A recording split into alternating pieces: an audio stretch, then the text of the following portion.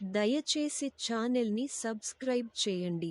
Nifty 50 గురువారం July 31, 2025 నా trading వ్యూహం.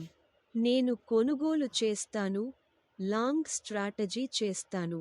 24,850 పాయింట్ల కంటే ఎక్కువ కొనండి. 1,24,950. 2,25,146.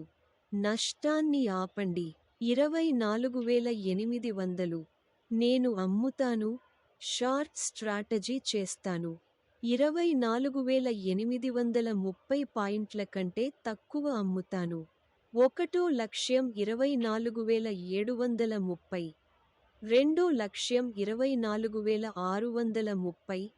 3,24,510. నష్టాన్ని ఆపండి. 24,850. డిస్క్లైమర్: పైన పేర్కొన్న